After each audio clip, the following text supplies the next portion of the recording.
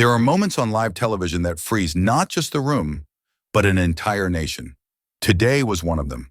The cameras were rolling, the stakes were sky high, and when Alexandria Ocasio-Cortez slowly reached into that slim crimson folder, everyone felt it. The shift, the silence, the storm no one saw coming. Across the studio, Melania Trump, poised as ever, held her breath. The page turned. A name appeared. Then a timestamp. Then the footage. And in a single heartbeat, the polished image cracked. Her eyes darted. Her lips pressed tight. And as AOC stood firm, unwavering, the screen split into two Americas. One watching in disbelief, the other in vindication. These were not just receipts. They were revelations. And what came next wasn't a debate. It was collapse. Public, painful, undeniable. And yet beyond the scandal, beyond the headlines, lies something more urgent. A conversation about truth, power, and the danger of mistaking silence for consent. The lights hadn't even gone up, but the air already crackled like a wire about to snap. Inside a glass-walled Manhattan studio suspended 40 floors above street level, the night shimmered with the sort of tension that doesn't ask for permission. It announces itself in silence. No music, no voiceovers, just the low hum of nervous energy vibrating through every square inch of the room. Cameramen triple-checked their rigs. A stage manager rehearsed her countdown in a whisper. In the green room, interns clutched headsets like lifelines. This wasn't just another political panel. Everyone knew that, even if they pretended otherwise. There were only 2 chairs at the semicircle stage, but the weight in the room felt like it could crush 20. Across every row sat influencers who'd built empires off one hot take. Beltway reporters leaning in, eyes narrowed, recording devices already rolling. Back row strategists from opposing camps kept glancing at each other, smirking on the outside, sweating underneath their $1,000 suits. And then the door opened. Alexandria Ocasio-Cortez walked in. Not rushed, not overly slow, but with the precision of someone who'd already mapped out every beat of the next 90 minutes. She wore a matte black blazer, no jewelry, no unnecessary flair. Just function, intent, poise. The only accessory in her hand, a folder, thick, cream-colored. On its front, a single word typed in bold, all caps, unsealed. No one spoke, but heads turned as if pulled by an unseen force. Every camera found her frame instinctively. She didn't smile. She didn't need to. Her presence alone said everything. This wasn't performance. This was the moment the curtain finally lifted. She took her seat, crossed her legs, rested the folder on her lap like it was a verdict waiting to be read aloud. Seconds later, Melania Trump entered from the opposite side. Every angle had been choreographed. The lighting, the slow zoom, the pacing of her heels on polished concrete. She wore an ivory white dress that caught the studio lights like glass. Pearl earrings, hair pinned tight, her face unreadable. Her movements practiced, almost too perfect, like a portrait come to life, painted to be admired, not examined. She sat, straight-backed, unmoving, but the eyes flickered, once toward the folder in AOC's lap, then away, as if it hadn't happened. From the shadows, the host cleared his throat. 30 seconds to air, someone whispered behind the teleprompter. But even without sound, the show had already begun. You could feel it in the way every breath in the audience seemed held hostage, in the way political aides pressed their thumbs against their phones, already drafting tweets in their heads. You could feel it in the way no one looked directly at either woman, but couldn't look away. And then AOC opened the folder, just a crack, just enough to show the edge of something printed in red ink. It wasn't clear what it was, but whatever it was, it changed the temperature of the room. Slightly, sharply, visibly. Melania blinked once. The host adjusted his cue cards like he didn't see it, but everyone did. And that's when the tension shifted from anticipation to dread. Because whatever was in that folder, it wasn't speculation. It wasn't gossip. It looked official, documented, and it was about to go live. AOC didn't look at Melania. She looked straight into the lens. Not like she was addressing voters, not even the nation, but you, the viewer, as if to say, what you're about to see will challenge everything you've assumed about truth, image, and silence. So sit up. Melania adjusted the cuff of her sleeve. Smooth, mechanical, like nothing could touch her. Like years of media control, of strategic absence, of no comment could protect her from what was coming. But deep down, everyone in that studio knew, from the gaffer in the back to the assistant producer, trembling near the countdown timer. This wasn't going to be a panel. This wasn't a debate. This was a reckoning dressed in pearls. The red live indicator blinked into existence above the main camera. And just like that, a million eyes across the country were watching. The host, veteran journalist Ryan Halden, flashed a practiced smile that didn't quite reach his eyes. His voice dropped into that deep, familiar broadcast tone, the one that promised civility even when history was about to be rewritten. "Good evening, America," he began, cards in hand, voice steady. "Tonight, on a special edition of American Crossroads, we gather for a necessary conversation. Ethics, influence, public trust." The words landed heavy, despite how gently he said them. 3 themes, 3 promises, and 3 minds waiting to go off. To help us explore these vital questions, Halden continued, we're joined by 2 of the most prominent women in modern political history. Former First Lady Melania Trump. "Thank you for being here." Melania offered a slow nod. Not quite warm, but not dismissive either. "Thank you for having me," she said in that unmistakably sculpted accent, each syllable wrapped in marble. Her hands stayed clasped on her lap like she was sitting for a royal portrait. "And Congresswoman Alexandria Ocasio-Cortez of New York. Welcome." AOC looked directly into the camera, not at Halden, not at Melania, at you, the audience, the country, the skeptics, the believers, the ones tired of being talked at instead of to. "Glad to be here," she said evenly. "We've got a lot to unpack." That was it. No frills, no smiles, just a statement that felt less like a greeting and more like a weather warning. Halden shuffled his note cards. He could feel it already. This was not going to be a typical broadcast. There was something in the room, a sharpness, like air that had tasted lightning. He cleared his throat. "Let's begin with a foundational question. What is the role of trust in leadership, and how do we rebuild it once it's broken?" He turned first to Melania, the camera shifting into a soft focus close-up. She blinked slowly, lips barely parting as she leaned forward, chin lifted slightly. "Trust," she said, her voice low and measured, "is delicate. And often it is tested most by noise. We live in an age of assumptions, of speculation, of cruelty dressed as commentary. Sometimes we misjudge grace as weakness. Sometimes privacy is mistaken for guilt." She paused for effect, long enough for the silence to grow meaningful. "I've learned that dignity often means saying less, choosing silence over spectacle." It was beautiful, controlled, and utterly vague. The kind of answer that said everything and nothing at the same time. The audience responded with polite nods. She hadn't lost them yet, but she hadn't really claimed them either. Then it was AOC's turn. She didn't move right away. She let Melania's words settle like dust in the air, then wiped the whole table clean with one sentence.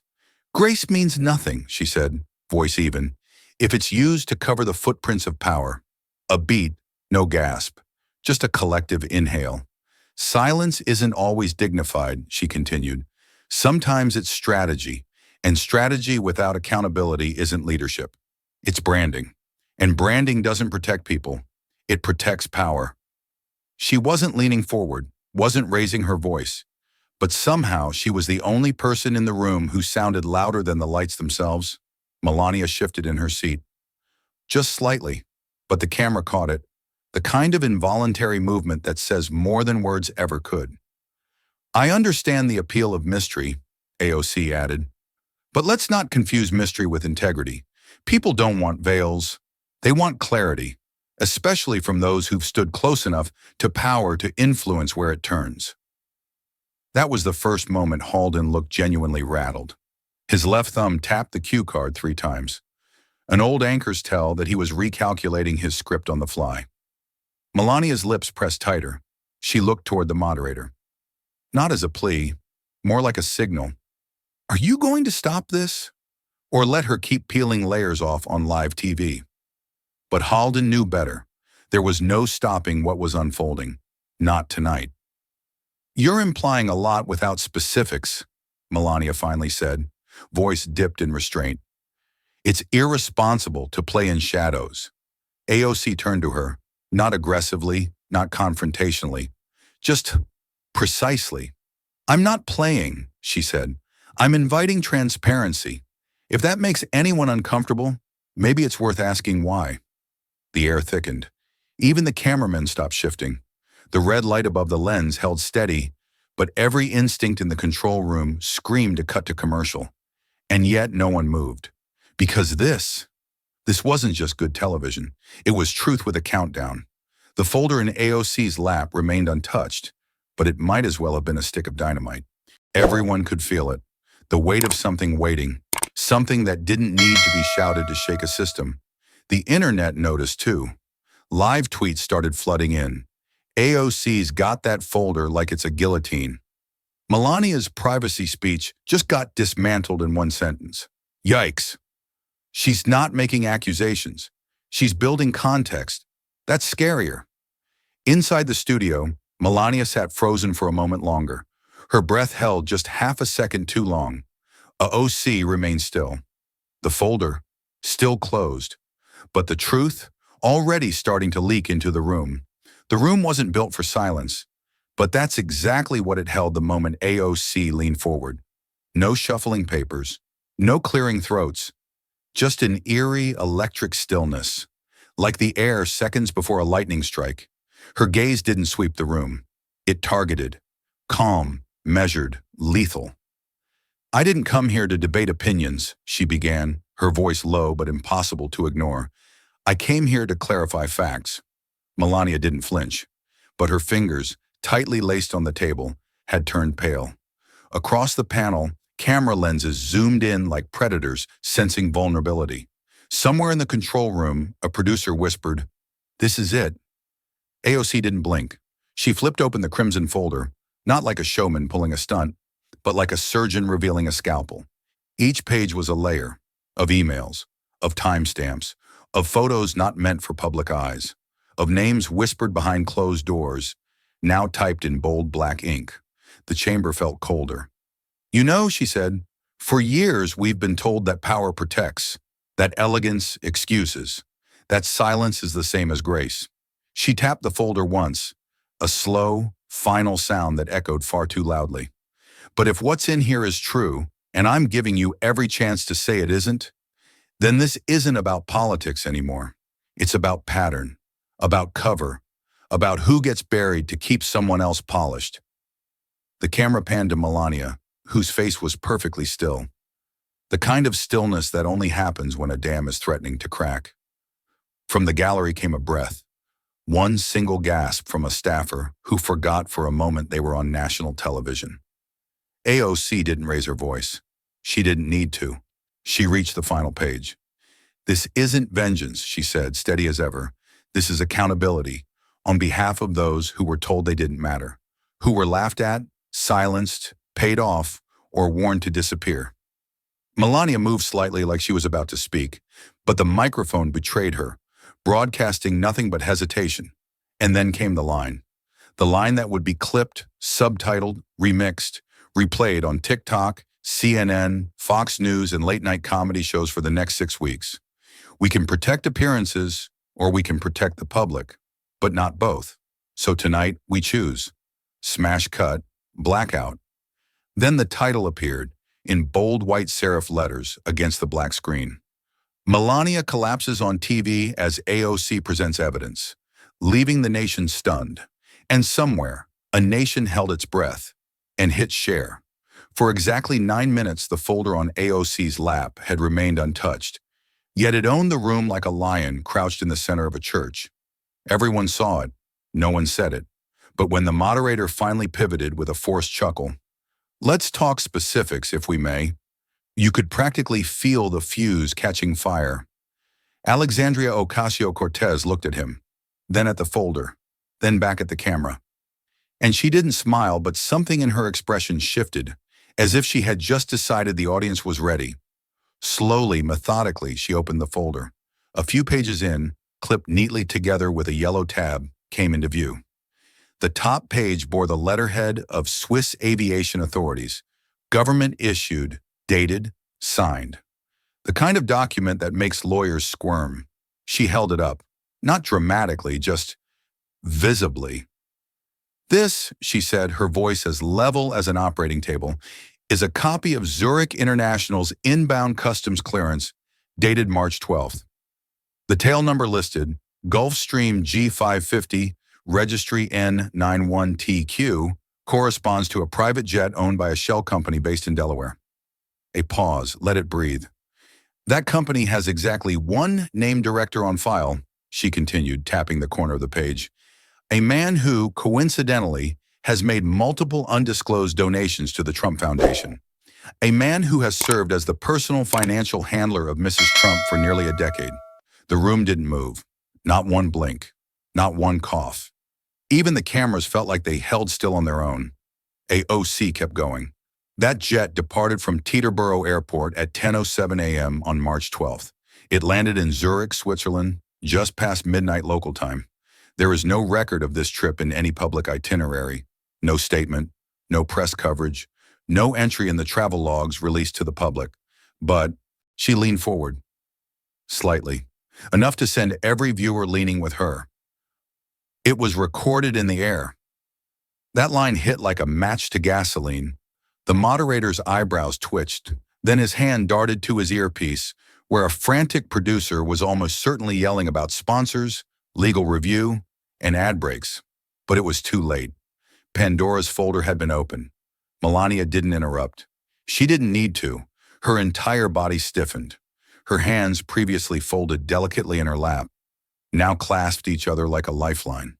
Her lips parted slightly, not to speak, but to exhale something sharp.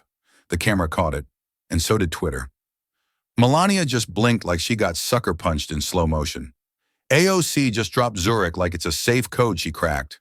No itinerary, but recorded in the air? That's a line. That's the line. Back on stage, AOC flipped to the next document. Passenger manifest, she said, still not raising her voice. Names redacted for confidentiality, but initials align with 1MT. The second passenger is listed under a pseudonym, one traced to at least 3 other foreign travel logs. But here's what's more interesting. The Zurich hotel that received this guest listed a VIP suite, booked for 2, check-in confirmed, cash payment in envelope. Still no objection. Not from Melania, not from the host, not from the studio. And that silence, it screamed. I'm not here to speculate on private lives, AOC continued, but I will speak directly to patterns, especially when they intersect with public trust, foreign business influence, and real estate interests that later attempted to acquire sensitive U.S. infrastructure contracts. Now Melania moved. Not much, but enough. She turned slightly in her chair and whispered something to her aide off camera. Microphones didn't catch the words, but her jaw was tight, her eyes no longer neutral. It wasn't the look of someone insulted. It was the look of someone calculating the blast radius.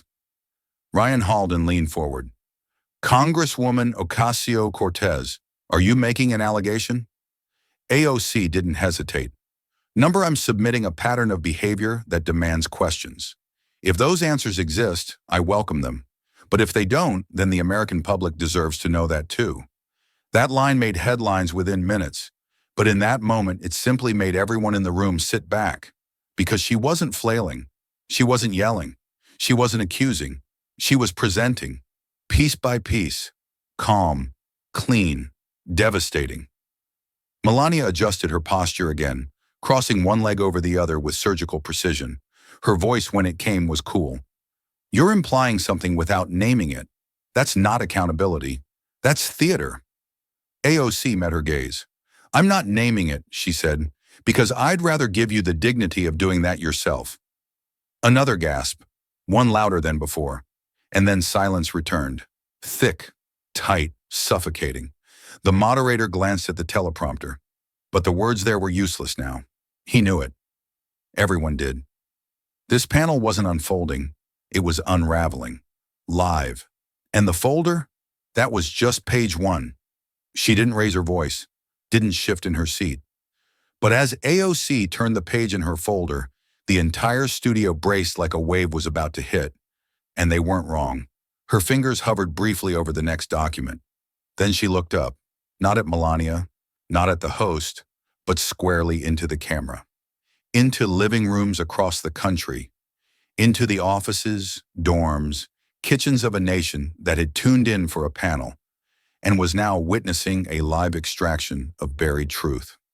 She held up the next page. The letterhead was Spanish, clean, official, time-stamped in bold. April 6th, AOC said calmly, Hotel Marbella Real, VIP suite reserved for 2. Arrival logged at 11:42 p.m. via private entrance. No public record of travel, no press alert, no photos, just a name on a ledger and a €2,000 cash tip in an unmarked envelope. The audience didn't gasp this time. They exhaled, like they'd forgotten to breathe since Zurich. But this, Marbella, it felt different. It felt closer, dirtier, less political, more personal, and yet AOC's tone never cracked. What matters, she continued, isn't the room. It's what power entered and what transparency didn't. She placed the page down and pulled another. A still image, grainy but damning, captured from a hotel's side security camera. You're looking at the service entrance, time-stamped at 11:39 p.m. One figure, female, long white coat, identical heels to the ones worn publicly in Paris 2 days earlier. Another figure beside her, male, ball cap, blurred face. Same man seen in Zurich footage. Same pattern. She placed the photo beside the document, side by side on the table, like exhibits in a courtroom only one person knew they'd stepped into. The camera cut to Melania. She hadn't moved, but her hands, previously serene, were now clutched so tightly her knuckles blanched. This is character assassination, she said low and sharp. What you're doing is disgraceful. AOC turned to her for the first time in the segment. Not with aggression, not with triumph, with clarity. Character stands up to light, she said evenly. Shadows hide something else. The silence that followed was thunderous. Not a breath in the room, not a whisper from the moderator. Even the studio lights seemed to pause in their humming. The folder wasn't a prop anymore. It was a scalpel, and AOC wielded it with the precision of someone who had no interest in drama, only in surgery. Melania turned slightly, glanced off camera, as if confirming something with her team. But there were no rescue plans left. Not here, not now. This was live, raw, uncontrollable. AOC gestured to the documents in front of her. No cameras, no press, no official schedule, no explanation, she said. But the public doesn't forget patterns. Neither do investigators, and neither should voters. The camera zoomed in, not on the folder, not even on AOC, but on Melania's eyes. For the first time, they blinked rapidly, like her body was realizing something her image couldn't protect her from. Online, Twitter exploded. That still photo is the visual version of a mic drop. She said shadows hide something else, and Melania blinked like she heard thunder underwater. AOC isn't attacking. She's inviting clarity. That's the scariest part. In the studio, the host made a last-ditch effort at neutrality. Perhaps we can broaden the conversation. This is, after all, about public trust. But AOC raised a single hand gently. I'm happy to broaden it, she said, but let's not flatten it, because every time we dilute misconduct into broad topics, we train people to ignore the specifics that affect their lives. She pointed to the envelope in the photo. That €2,000 could pay a month's rent for a teacher in the Bronx or feed 3 families in rural Missouri for weeks. Instead, it bought silence. Melania's voice rose, only slightly but laced with ice. You know nothing about that evening. Or me. I know what was hidden, AOC replied. And I know what happens when people with power keep thinking they're entitled to secrecy simply because they can afford it. She paused just long enough to let the gravity sink in. Privacy is for civilians. Influence requires receipts. No applause, no sound. just the deep, unmistakable shift of collective perception cracking open. The host tried to wrap the segment, clearly overwhelmed, but the damage had been done, and AOC hadn't raised her voice once. As the lights dimmed momentarily for a mid-panel reset, viewers across the world were already typing. This isn't just a panel, it's a purge. She didn't call anyone a liar. She just exposed what the lie had been protecting. If this doesn't get its own documentary, the system is allergic to truth. Backstage, one of the producers whispered into their headset, "She's not done. There's at least 3 more entries in that folder." And out in the audience, a journalist from Politico texted her editor 2 words, "It's happening." It didn't start in the room. It started in the pocket of a college student from Detroit who whispered, "Oh my God," into her phone and hit record. Within 90 seconds, hashtag AOC receipts was trending in 5 states. By 3 minutes, it reached 2.3 million views on TikTok. By 5, cable news anchors were switching mid-sentence to go live because something cracked on that stage, and everyone felt it. Not just the power imbalance, not just the hypocrisy, but the moment you realize someone brought the truth, and they didn't come alone. Back in the chamber, the moderator's gavel trembled against his palm. He tried to speak, but the hum of digital chaos had already drowned him out. Staffers behind him were whispering into earpieces, frantically nodding, clearly getting updates in real time. AOC didn't even look up. She was scrolling through the same feed, watching the public unravel what the elite had spent years locking away. One video froze on her face the second before she opened the folder. Another had already added captions and theme music. A third was just a single frame. The moment Melania blinked, sharp and slow, like she knew something irreversible had begun. And through it all, AOC didn't raise her voice. She raised the stakes. "You wanted a conversation on truth," she said, lifting her eyes without lifting her tone. "Then let's talk about how much of it we've paid to keep hidden." No one moved, because the question wasn't rhetorical.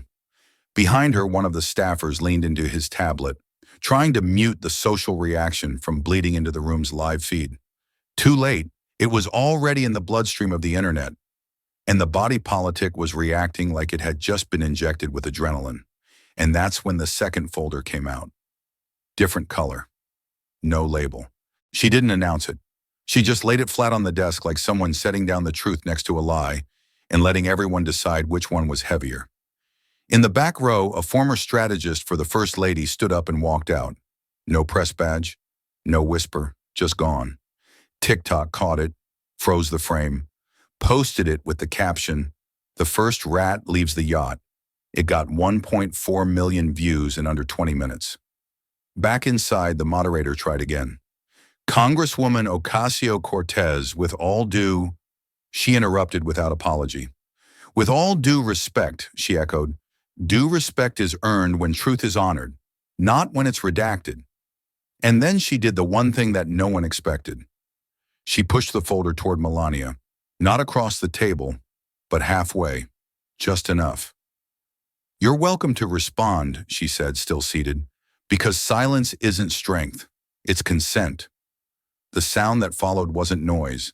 It was the quiet before collapse. The moment where people realize the floor beneath them isn't what they thought it was. A producer at MSNBC tweeted, "If this was scripted, it'd win an Emmy." A Fox anchor responded, "If this was theater, she just rewrote the playbook." And still, AOC didn't blink. Because this wasn't a takedown, it was a turning. A turning of cameras, of attention, of decades of unspoken arrangements that said, if you're polished enough and rich enough and married to power, you're untouchable. Not tonight. Tonight the truth had better lighting. Something shifted. It wasn't loud. It wasn't obvious. But it was real. And it started in Melania's jaw. Just seconds earlier, AOC had placed the last document on the table with the same composure she'd carried since the show began.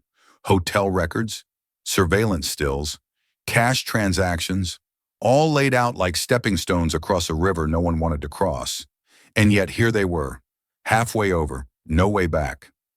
Melania's expression, once carved in porcelain restraint, was beginning to crack. Not broken, but strained. The tightness in her cheeks, the tremor under one eye. her right thumb rubbing subtly against the side of her index finger, like a silent metronome trying to keep her heartbeat in check. The camera, unforgiving, caught it all. She opened her mouth to respond. It was supposed to be a denial, or a pivot, or maybe even a rehearsed anecdote, one of those carefully crafted lines her aides had buried inside index cards backstage. But what came out was nothing close to steady. I will not. The breath cut short, her voice buckled inward. Then she coughed, softly once, like a glitch in a perfect loop. AOC didn't move. The moderator's eyes darted between them, uncertain, uncomfortable, completely out of his depth. He shuffled his cue cards again, a move that had become compulsive by now. Melania reached behind her for the back of her chair, but missed. Her fingers fumbled against empty space. A flash of white knuckles, a moment of confusion in her gaze. Not the kind of confusion that comes from debate, but the kind that comes from your body betraying you in front of millions. Then, her right foot didn't land properly on the floor. It skidded, heel twisting unnaturally, weight shifting to the left. The stumble happened in 3 stages. First the foot, then the shoulder, then the sound, the soft thud of her elbow striking the table as she tried to catch herself, failing. Her knees buckled, her upper body lurched, and then, impossibly, she went down. There were no words, just the scraping sound of a metal chair against the floor and the sharp crack of a lapel mic being yanked by a falling body. For 1 second, the entire world froze, and the cameras kept rolling. "Off camera," someone shouted. A stagehand moved. Too late. A second producer called for "cut to B-roll," but the command didn't register in time. The live stream remained active. Every viewer at home stayed locked in, not out of morbid curiosity, but because history doesn't announce itself before it collapses. The frame didn't flinch. It captured everything. The way her body twisted unnaturally. The white of her knuckles still clenched. The sound of someone in the audience gasping and covering their mouth. America wasn't watching a moment. They were witnessing an unraveling. The moderator stood, clearly shaken. We need medical." AOC didn't rise. She didn't reach for her water. She didn't reach for Melania. She stayed perfectly still, eyes fixed ahead, her fingers lightly resting on the remaining pages in her folder. Her restraint wasn't cold, it was disciplined. Because this wasn't about spectacle. This wasn't about theatrics. This was what happened when a carefully maintained myth collided, full speed, with a reality that refused to stay buried. EMTs stormed the stage from behind the curtain. Yes, they had them on standby. Not because they expected a medical emergency, but because the producers knew what was inside that folder. And somewhere deep down, someone had prepared for impact. Melania's skin was pale. Her eyes fluttered open, then unfocused. Her lips moved, but no sound came out. Her hands searched for something, table, chair, anything stable, but found only the cold gloss of the studio floor. Paramedics knelt, checked vitals, radioed for a stretcher. The audience sat frozen like statues caught mid-blink. Twitter exploded. This isn't just political. This is something else, something real. Melania collapsed live. No cuts, no edits. She went down. She didn't trip. She cracked under truth. On stage, the host pressed a hand to his earpiece again, listening, nodding, shaking. Someone finally killed the live feed, but it was too late. Footage had already been screen recorded, clipped, shared. AOC blinked once. Finally, slowly. She still hadn't moved from her seat, still hadn't touched the pages. But her silence wasn't indifference. It was clarity. She had said what needed to be said. And the rest? That was the weight of truth landing all at once. As Melania was wheeled off stage, IVs already in her arm, oxygen mask secured, a strange hush blanketed the studio. Not fear, not pity, something else. The moment you realize nothing will ever go back to the way it was.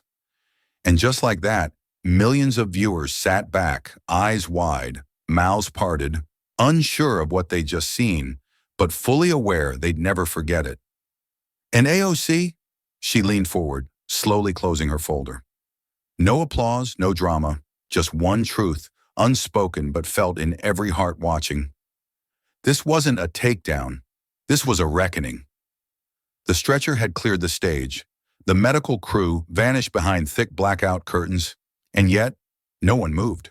Not the moderator, not the staff, not even the audience. It was as if time had hesitated, unsure whether it should crawl forward or stop entirely. And at the center of it all, still as gravity itself, sat Alexandria Ocasio-Cortez. Her hands remained folded in her lap, her eyes locked, not on the door Melania had been wheeled through, not on the cameras, not even on the moderator nervously twirling a Sharpie between his fingers. She stared forward, calm, collected, unshaken. Behind her, a producer whispered something into the headset of a floor director. The word lawsuit was caught by a hot mic. Another whispered PR disaster, as if trying to seal a wound that hadn't even stopped bleeding. But AOC didn't react. She didn't flinch. Not because she didn't feel the weight of what had just happened, but because she understood it, deeply, intimately. That collapse didn't belong to her, and it didn't belong to one moment. It was the weight of too many years, too many secrets, finally demanding space to fall. Across the country, phones buzzed like earthquake alerts. Every platform ignited. Twitter trended faster than the algorithm could process. Hashtags collided midair, hashtag Melania collapse, hashtag AOC receipts, hashtag live unfiltered, hashtag no going back. The video had already been clipped, reposted, rewinded. Reaction videos on TikTok had uploaded before the studio floor had even been cleared. Slow motion analysis of Melania's final moments before impact flooded YouTube. Frame by frame breakdowns of her hand missing the chair. Every second dissected like it was a piece of a national crime scene. She collapsed at truth's doorstep. That's not fainting, that's unraveling. AOC didn't shout, she didn't accuse. She just laid out the story, and it swallowed its author. Still, AOC sat motionless. One of her staffers, pale and visibly shaken, approached her from the edge of the stage and leaned in close, whispered something, voice trembling, probably asking if she wanted to leave, or if she needed to make a statement, or maybe even just if she was okay. She didn't answer, because her mind wasn't on damage control. It was locked on something deeper, something quiet. Her voice came not aloud, but internally, a calm narration woven in real time with the storm outside. That collapse wasn't from my words. It was from years of pretending weightless lies don't grow heavy. They do, and eventually they collapse under their own denial. From the rafters, the stage lights dimmed slightly, not intentionally, just mechanically, a part of the planned lighting sequence. But it felt poetic, as if even the building had sensed what had happened, that some facade had cracked too wide to ever patch again. The moderator finally cleared his throat, voice breaking like dry paper. We're going to take a very brief break, folks. But the viewers weren't waiting for breaks. They were watching, rewatching, zooming in, posting still frames, sharing theories, connecting timelines, whispering what they no longer needed permission to say out loud. Because the moment had happened, and it was too big to control now. In one living room in Atlanta, a high school teacher texted her colleague, "She said nothing, but it was louder than 1,000 speeches." In a diner in Detroit, a group of retirees watched the clip on a phone someone held between ketchup bottles. One of them muttered, "That girl, she didn't blink." And inside the studio, AOC still hadn't moved. But her silence wasn't retreat. It was precision. A kind of emotional literacy the public wasn't used to seeing from politicians. She didn't look for applause. She didn't signal for sympathy. She just waited for the truth to echo, because she knew it would, and it did. By the time the feed returned, nearly 9 minutes later, Twitter had racked up 4.7 million mentions. YouTube thumbnails had already appeared. Melania's collapse, what AOC really said. Power, lies, and public reckonings. She didn't scream, she didn't flinch, and that's why it worked. Even the networks were panicking. Producers raced to edit their planned segments. Anchors scrambled to rewrite scripts. The narrative was no longer theirs to steer. It belonged to the people now, and the people were watching it unfold in real time. As one woman sat, poised in the eye of the storm, having spoken less than 50 words since the collapse, and yet dominating every screen in America. AOC didn't come here to burn someone down. That was never the point. She came to open the door, and what happened next? That was just the sound of truth flooding in. 17 million views. 2 hours, no filter, no graphics. Just a single shot. One woman standing, the other frozen. The TikTok caption read, "She didn't flinch." That was all it took. By the time the networks caught up, the internet had already crowned its queen. MSNBC cut from a pre-recorded segment to an emergency panel. CNN rerouted their international feed. Fox, caught off guard, tried spinning it as an orchestrated media stunt. The Chiron read, "AOC strikes again. Is this democracy or theater?" But the clip kept circulating, detached from spin, unbothered by politics. It had become something more than content. It was confession wrapped in confrontation. You could pause it 1,000 times and never miss the truth. The moment Melania's eyes shifted, the way her breath stalled, the absence of words in the face of something undeniable. And then there was AOC, unmoved, unshaken, and unafraid. She didn't celebrate. She didn't smirk. She didn't gloat. She simply stood there like gravity itself had picked a side. On Reddit, amateur sleuths started building timelines, freeze-framing the clip, enlarging the folder she held, matching jewelry across past public appearances, digging into court filings no one had thought to question. Instagram reels were flooded with split screens, one side playing Melania's old interviews about privacy and dignity, the other showing the precise second her voice cracked under the heat of truth. Within 4 hours, the shock of the collapse trended higher than any news event that year. And Melania's team? They responded with a single line, emailed to select outlets. The First Lady experienced a moment of dehydration and has since recovered. It landed like wet tissue on marble, because no one was buying it, because this wasn't about fainting.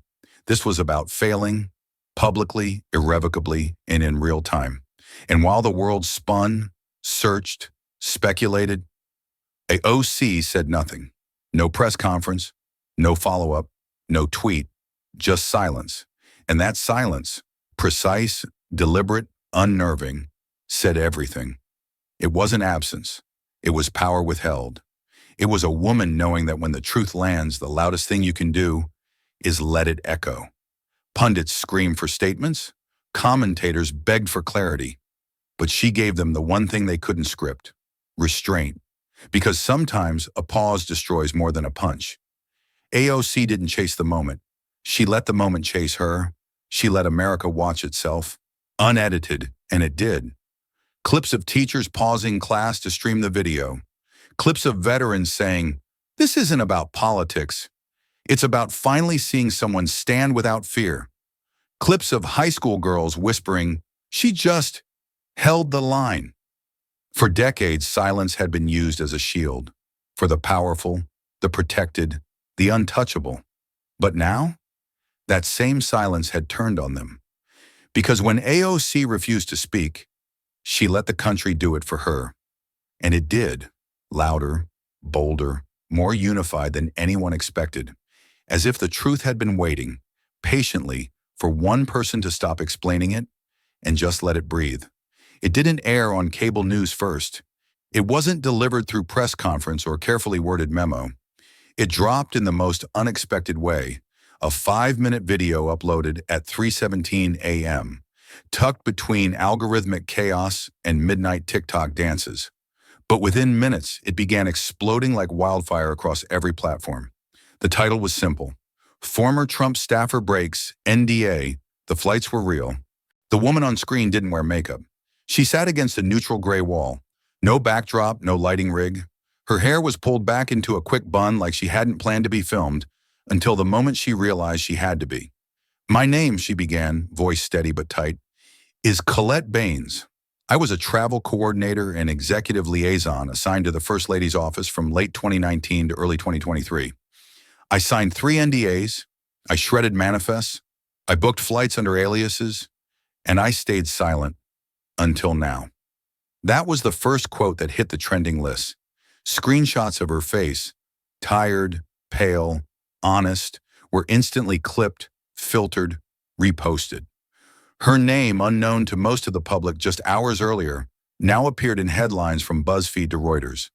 She took a breath in the video and leaned forward slightly, eyes fixed on the lens like she wasn't just confessing. She was reclaiming something. "You don't work that close to power without learning the cost of truth," she said. "You're trained to smooth things out, hide the irregularities, justify the secrecy. You tell yourself it's loyalty, that it's above your pay grade, that if you don't do it, someone else will." She exhaled. "And for a long time, I believed that."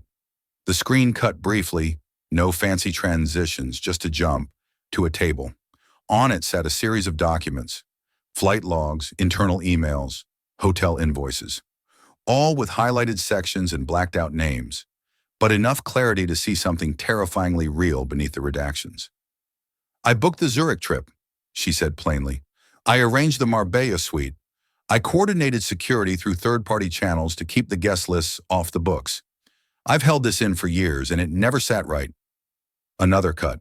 Colette, back in frame, shoulders squared now.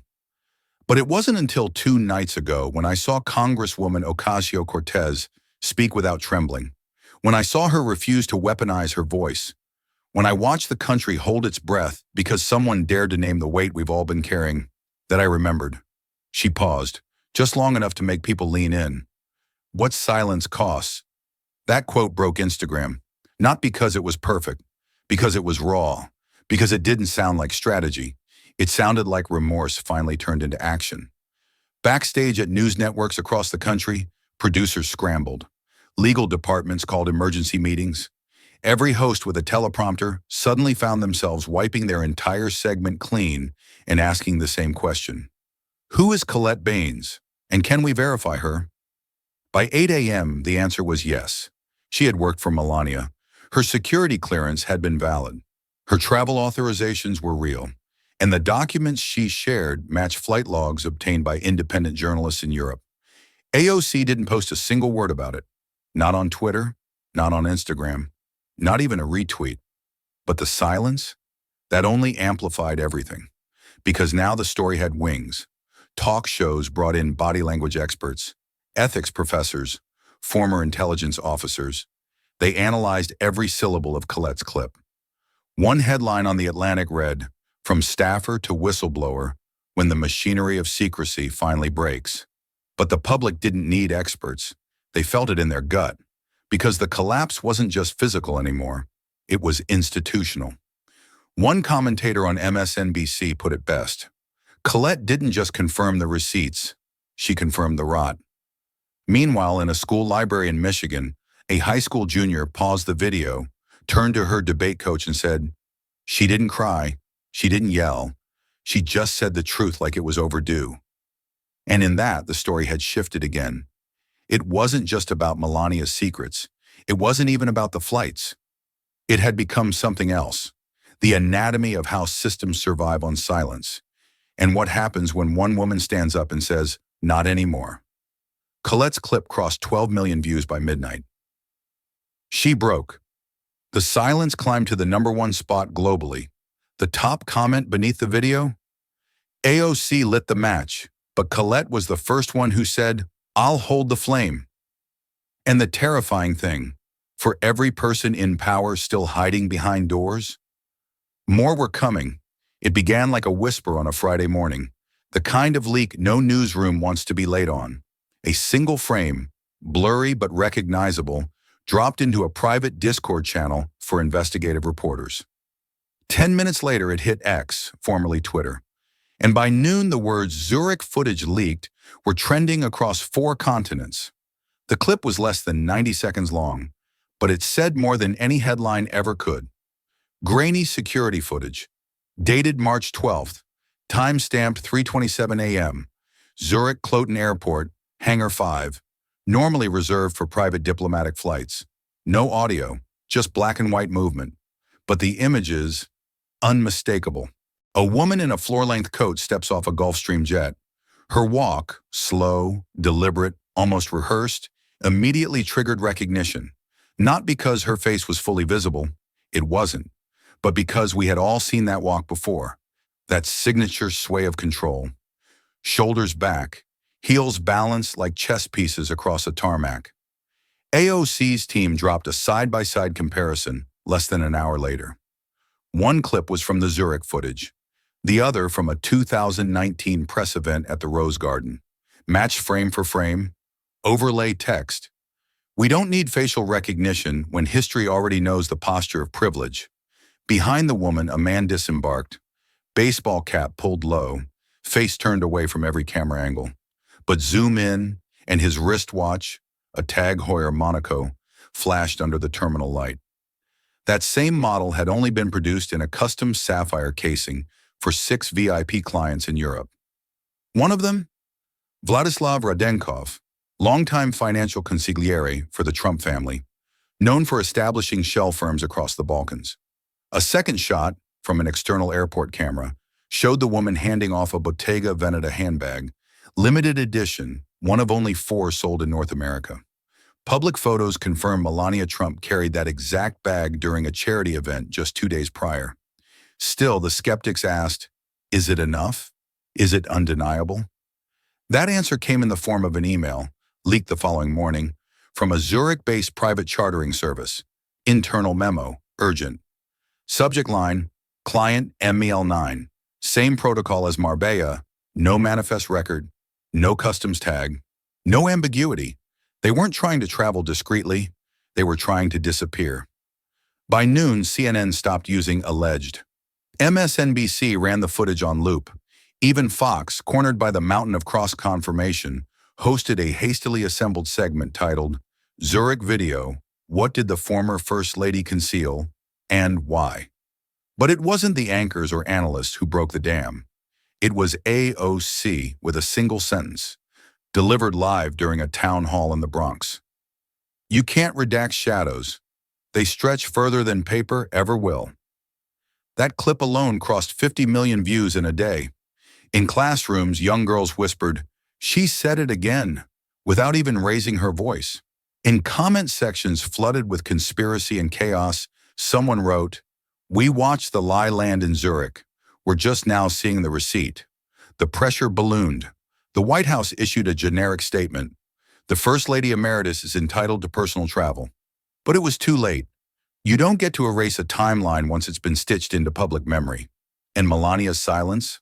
Deafening. Inside media circles, the term Zurich shift started gaining traction. Not just because it was the breaking point, but because it marked when credibility flipped. For years, critics had been dismissed as dramatic. The receipts called circumstantial. The questions seen as politically motivated. But now there was video, there was timestamp, there was cross-reference, there was intent, and most of all, there was no longer room for doubt. A popular political podcast said it best. Zurich isn't about a plane or a purse. It's about how far someone thought they could go before the truth caught up.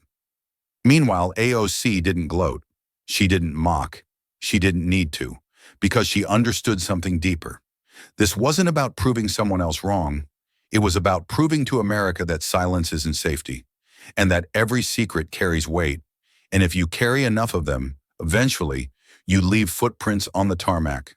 No podium, no spotlight, no trending hashtag. Just a dimly lit warehouse in the Bronx. Fluorescent lights humming overhead, the scent of onions and sanitizer in the air, and a congresswoman in a plain navy sweater stacking cans with volunteers twice her age. While America spun in a media frenzy, waiting for her next line, next post, next move, AOC wasn't even holding a phone. She was holding a bag of rice, passing it to a grandmother who had walked 5 blocks in the rain. CNN was begging for an interview. Fox had already scheduled an exclusive "Where is AOC hiding?" segment. Twitter was flooded with theories. Was she silenced, threatened, rehearsing? But AOC was here, behind the scenes, literally. No camera crew, no PR handler, no filtered Instagram story, just her and a handwritten name tag that read, Alex. A reporter finally found her, local, not national, and called out gently from behind the canned goods rack, "Congresswoman, your reaction to the First Lady's collapse?" She didn't stop packing, Didn't blink, only replied, voice low, deliberate. I don't shout over the storm. I wait for the wind to pass. Then I plant something better. The line didn't trend right away. It wasn't loud enough. But the clip did make its way online, shared by a 17-year-old volunteer who filmed it quietly and captioned, "This is what leadership looks like." And suddenly that calm became a current. It surged beneath the chaos, and people noticed. Not with fireworks, but with clarity. Because while others were arguing on air over what her silence meant, AOC was filling grocery bags. While pundits dissected the optics of her restraint, she was asking strangers about their medications. And while the world waited for another soundbite, she gave them substance. There was power in what she didn't say, and even more in where she chose to be, because sometimes the most political act is serving without cameras. A little boy ran up, handed her a chocolate bar he'd saved from his own donation box. "My mom says you're the one who made the lady on TV faint," he whispered. AOC smiled, knelt down to his level. "I just asked a question," she said. "Sometimes the truth answers for itself." By that evening, the internet was split. Half the country still argued over Melania's collapse. The other half watched AOC hand out apples in silence. And somehow, it spoke louder. And that terrified the establishment.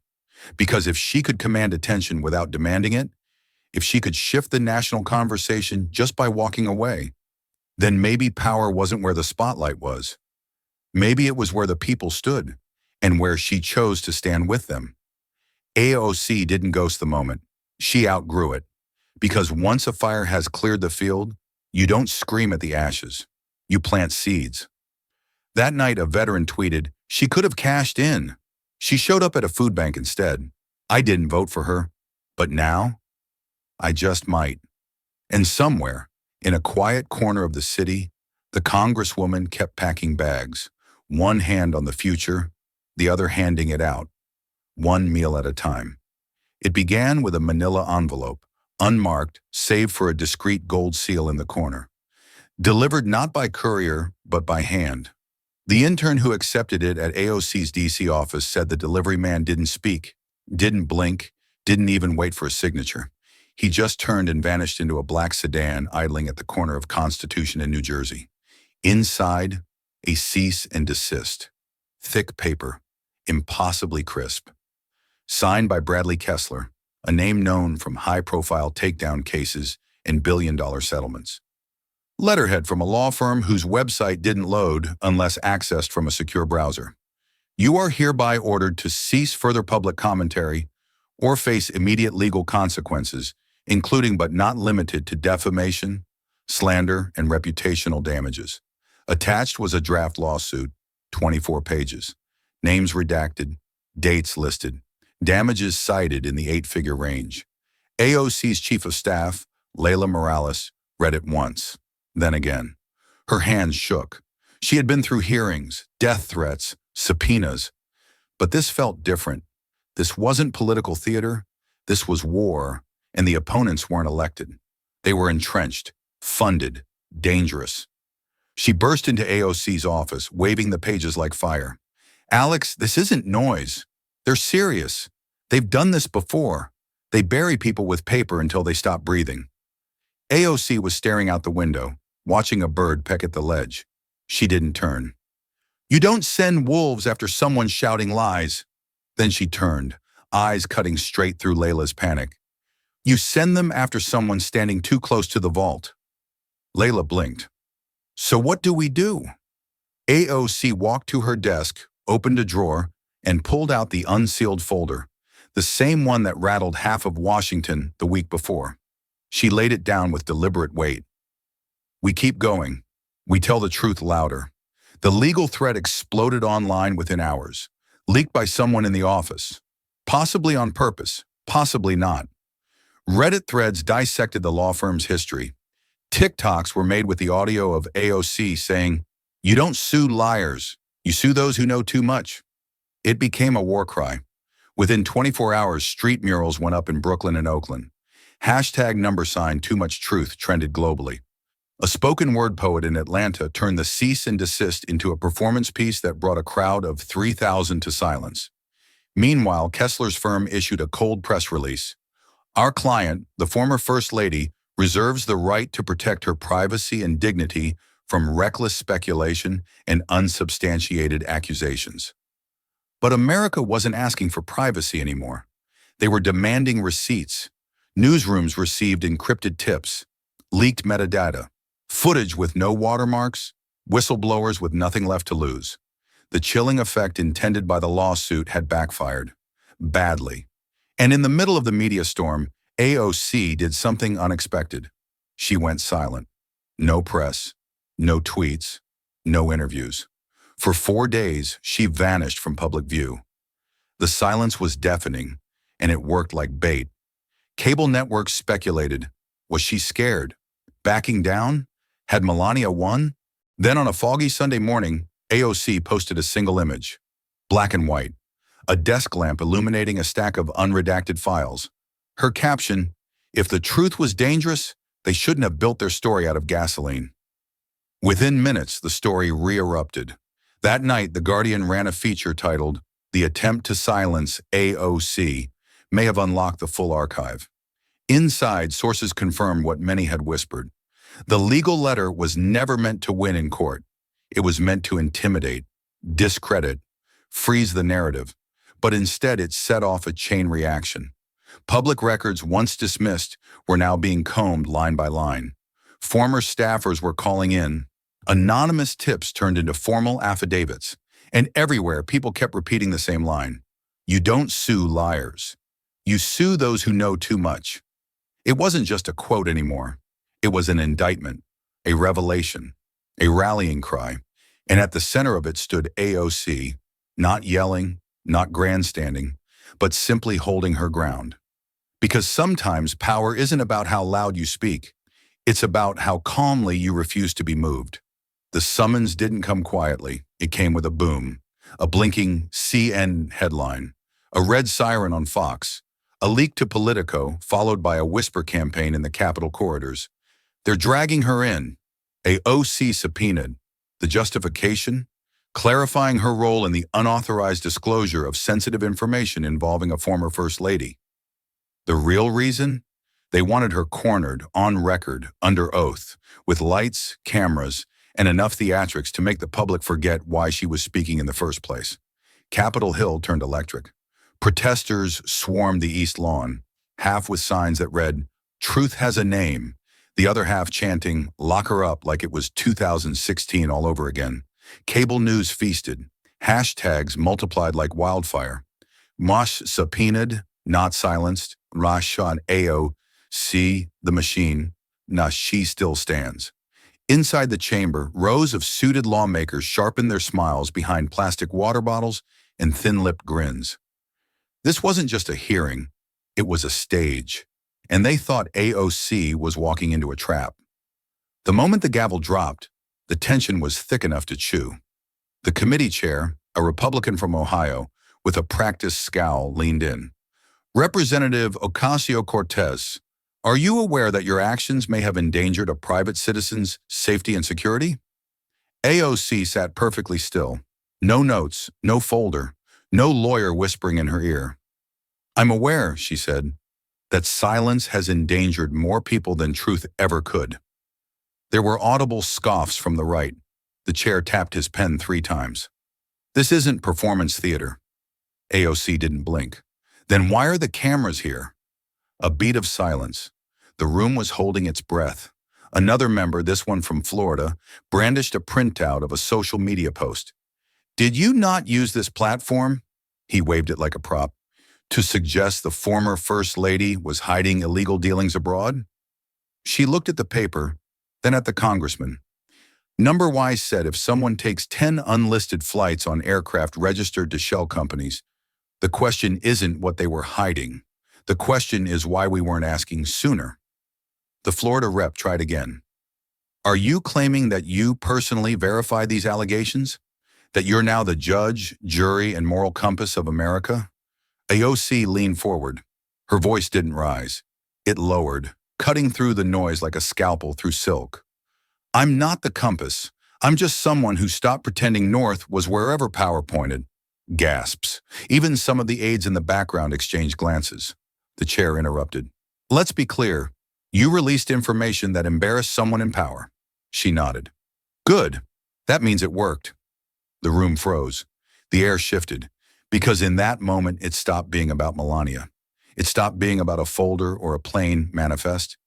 It became about what kind of truth this country wants to bury. Another member tried a different tactic. Sympathy as weapon. Don't you think you've done enough damage? The former First Lady was hospitalized. Her health, her image have been devastated. AOC's jaw tightened, but her voice stayed steady. I didn't expose a person.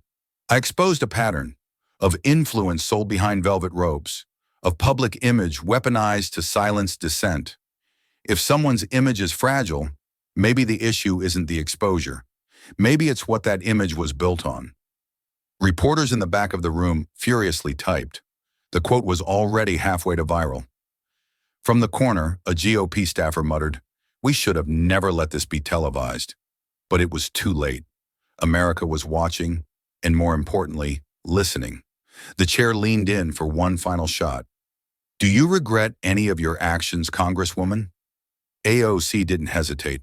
Only that it took this long for someone to say it out loud. Click, snap, population. The sound of shutters, the rhythm of history being documented in real time. Outside the chamber, chants grew louder. Reporters shouted questions. Someone handed AOC a phone with a message from her team. Livestream hit 9.8 million concurrent viewers. That's more than the State of the Union. She didn't smile. She didn't flinch. She just handed the phone back. Then let's give them a reason to remember it. Because the subpoena wasn't the climax. It was the ignition. And the fire had only just begun. The lights were softer this time. No glaring studio flood beams. No audience murmuring just outside the frame. Just one chair, one woman, one voice. It had been 17 days since the hearing. Since Zurich. Since Marbella. Since the fall. And now, for the first time, Alexandria Ocasio-Cortez sat down. Not as the cross-examiner, not as the congresswoman, but as a woman who had pulled the thread on a nation's tapestry and watched the seams split live on air. The interviewer was Henry Harlan, veteran, respected, grizzled in a way that made America lean in.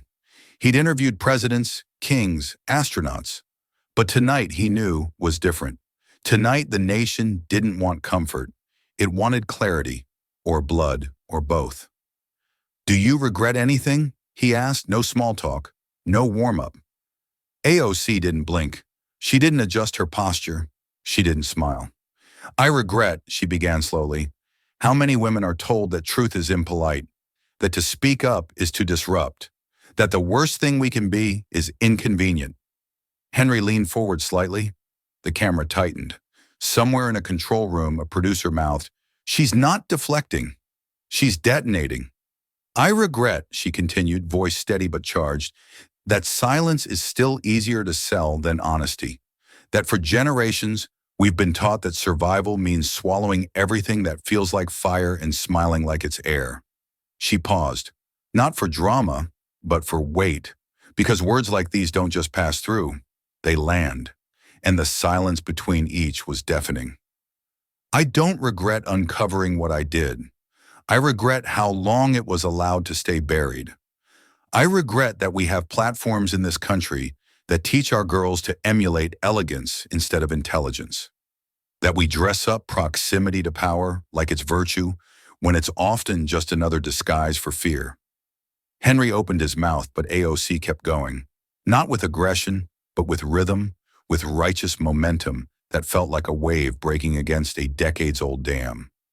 We need to stop mistaking politeness for principle, because let's be real, Henry. There are entire systems in place that depend on women being quiet, clean, and complicit. I don't play that role. I wasn't cast for that show, and I don't accept that script. Outside the studio, hashtags were already trending. Inside, Henry looked stunned. He had expected a defense, a justification, maybe even a softened edge. What he got was a thesis, a reckoning wrapped in poise. But some say what you did was personal, that it wasn't policy, it was a hit. Henry offered, careful but probing. AOC's expression didn't shift. When a woman protects something sacred, they call her emotional. When she challenges power, they call her dangerous. I can live with both. What I can't live with is complicity masquerading as civility. Then she leaned in, not to intimidate, but to connect. It wasn't a performance. It was an offering. This isn't about Melania. It never was. It's about how we decide who gets to lie without consequence and who gets to be punished for telling the truth. Henry swallowed. The room somehow grew smaller. Last question, he said, voice softer now. What do you want people to remember most from all of this? AOC's eyes didn't waver. That there is nothing more powerful than a woman who stops asking for permission to speak. That the truth doesn't need a stage. It just needs someone brave enough to stand on it, even when it shakes. The interview ended with no applause, no grand sign-off, just a fade to black. And across America, in living rooms and phones and silent watch parties, viewers sat back, breath caught in their chests, knowing one thing for certain. This wasn't the end. It was the moment everything started. By the time the morning shows rolled out their headlines, the tide had turned so violently that even seasoned insiders were left scrambling for footing. Melania's polished image, once the impenetrable porcelain of conservative grace, had cracked, and in its place only silence remained. Not from the public, from the very circles that once held her aloft like a gilded statue. Conservative operatives began wiping their hands clean. Press secretaries who once opened doors now left her on red. Her stylists, her agents, her carefully curated digital team, gone. PR firms who used to compete to represent her now released quiet statements about redirected focus. Leaks whispered into the ears of Politico and Axios painted a clearer picture. She was now considered a liability, and no one, especially in Washington, clings to a liability when it starts to burn. The editorial boards followed next. First came the pivot headlines.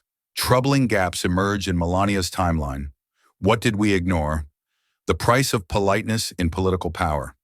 But beneath the polished opinion pieces was an undercurrent of panic. Not about Melania's fall, but what it revealed. That institutions, donors, networks had turned a blind eye to untracked flights, mysterious shell companies, and a pattern of secrecy that extended beyond one woman. It was a reckoning, and it was televised. Meanwhile, AOC didn't gloat. She didn't book a victory lap or throw a champagne fundraiser.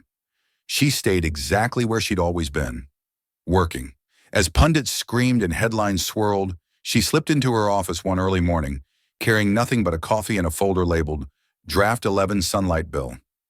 Inside that bill, a proposal for a sweeping transparency framework, mandatory disclosure of private travel tied to public figures, AI-aided cross-indexing of lobbying payments, public availability of encrypted donor chains, and a clause that would make it illegal for any former First Lady to serve on the board of a corporation without a full ethics disclosure. It was radical. It was bold. It was, in a way, everything Washington hated, and everything the public was now craving. Her staff asked if she wanted to wait, let the dust settle. AOC's answer was quiet but firm. Number this bill isn't about her. It's about every name we'll never know because people are too afraid to ask the first question. And so she moved, like a spark across dry kindling.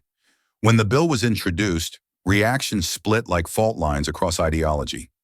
Some called it a necessary reform. Others accused her of political vengeance. But none could ignore it, because in the wake of everything, there was something haunting about the calm with which she stood before the chamber, reading line by line, her voice steady, her spine unshaken. Journalists tried to press her after the session. Is this about Melania? Is this your final move? Are you trying to rewrite the rules of political immunity? She didn't dodge. I'm trying to remind people, she said, that just because something's been done in shadows for a decade doesn't make it tradition. It makes it tolerated. And I didn't come to Congress to tolerate lies with better lighting. Clips of that answer went viral. Again. But something shifted this time. It wasn't just the left sharing. It wasn't just college students. It was middle-aged veterans, working moms, independent voters, even some conservative voices Disillusioned, exhausted, reposted it with captions like, "At least someone's still willing to tell the truth out loud." Back at the Capitol, the halls had changed, where whispers used to follow AOC like a trailing scarf. Too young, too loud, too progressive. Now came wary nods, cautious questions, and occasionally respect. Some said she'd struck a nerve. Others said she'd drawn blood. She knew better. She hadn't wounded a person. She had exposed a game. And in exposing it, she'd reminded America of something deeper. That integrity doesn't knock, it walks in. That truth doesn't apologize, it interrupts. And that sometimes the most powerful thing a woman can do in a room full of secrets is turn on the lights. He wasn't on anyone's radar. A former NATO cybersecurity advisor, now based in Brussels, quiet, graying, meticulous. No Twitter, no cable hits. But one encrypted email later, his name was trending across 3 continents. He dropped a dossier, 36 pages, time-stamped communications, private jet manifests, unredacted invoices, and at the center of it all, names, unmistakably American, unmistakably powerful. What stunned people most wasn't the content, it was the accent behind the truth, a European whistleblower. No axe to grind, just a conscience. The man's statement was chilling in its restraint. In my line of work, truth is not political, it's structural, and when it collapses, empires follow. Cable news lost its collective mind. CNN called it a geopolitical rupture. Fox questioned his accent. Reddit called him the ghost from Brussels. But AOC, not a word, not a retweet, not even a smirk. Because sometimes silence isn't weakness, it's strategy. Let the evidence speak. Let the people think. Let the opposition sweat. And in the vacuum of noise, something powerful happened. Americans started reading, clicking, asking their own questions, piecing the puzzle together on their own. No spin, no slogans, just truth in raw form. And that, more than any headline, was what terrified them. The receipts weren't loud, but they were real, and the room was finally quiet enough to hear them land. The bleachers creaked under the weight of old loyalties. It was a modest gym in Jefferson County, Missouri. Worn floors, fading scoreboard, and a podium lit by flickering fluorescent lights. No entourage, no media circus. Just AOC, standing in a room that clearly wasn't built to applaud her. She didn't open with applause lines. She didn't warm the crowd. She went straight to what no one wanted to hear. Power has no zip code, but it does have fingerprints. And they're on every check that disappears, every bill that favors donors over farmers. The silence was dense. A woman with a baby shifted in the back row. A man in camo leaned forward, arms folded tight. The air smelled of old wood and unsaid things. Then a voice broke the stillness. "I don't agree with everything you say," said an older man rising slowly. Flannel shirt, combat boots, a Marine Corps pin gleaming on his cap. "But damn it, you said it." All eyes turned to him. "You didn't dodge. You didn't sugarcoat it. You didn't come here pretending to know us. You came to say what no one else would." AOC nodded, calm but piercing. "Truth isn't partisan," she said. "It's just inconvenient, especially for those who have made a living hiding it." A breath rippled through the gym. Not cheers, not chants. Something heavier, like a storm about to break, but made of honesty, not thunder. She stepped down from the stage. No selfies, no handlers, just a quiet promise etched into the room. Change doesn't always knock. Sometimes it walks into the fire and makes the silence speak back. The Civic Roundtable in Fort Worth was nearly over. Cameras were packing up. Then a girl, no older than 16, where stood. Hoodie, sneakers, voice barely above a whisper. But her words landed like a stone in still water. "How do you keep going when everyone wants you to sit down?" AOC didn't reach for the mic. She didn't adjust her jacket or glance at notes. She just looked at the girl and spoke softly, deliberately. "You remember why you stood up in the first place? And then you don't wait for permission to keep standing." Silence, then breathless stillness. The clip was shaky, filmed from a phone behind a row of plastic chairs. No music, no Chiron. Just her words, raw and unpolished. If you're in the room, don't whisper. Speak. Even if your hands shake, someone else is listening. By sunrise, it had hit 3 million. By evening, 12. It didn't need marketing. It didn't ask for attention. It earned it. Because in a world trained to filter truth, the algorithm bent, not for scandal, but sincerity. For once, honesty outperformed outrage. And in the comment sections, you could feel it. Something had shifted, and it wasn't going back. Melania disappeared from headlines, not with fireworks, but with a faint click. Deleted account. Meanwhile, AOC passed 2 bills, one for travel transparency, one for whistleblower protection. Neither flashy, both historic. At a school in rural Nevada, students painted a quote on the hallway wall: "Truth isn't partisan, it's just inconvenient to those who hide it." And in AOC's office weeks later, a handwritten envelope arrived. "I'm applying for a fellowship. I was scared. But then, I saw you." She didn't frame it, just smiled quietly. "This is the point," she whispered. "This is why we fight." Sometimes the bravest act isn't shouting in the storm. It's standing still when the world begs you to sit down. AOC didn't fight for the spotlight. She fought for the light. And in doing so, she reminded us, silence protects power, but truth builds legacies. Watching her journey made me ask myself, what am I staying quiet about? And why? If this story touched you, don't let it stop here. Like, share, and subscribe to Alexandria Rising Stories, where every voice matters and every story echoes far beyond the screen. This story is a fictionalized and dramatized narrative created for educational, inspirational, and storytelling purposes.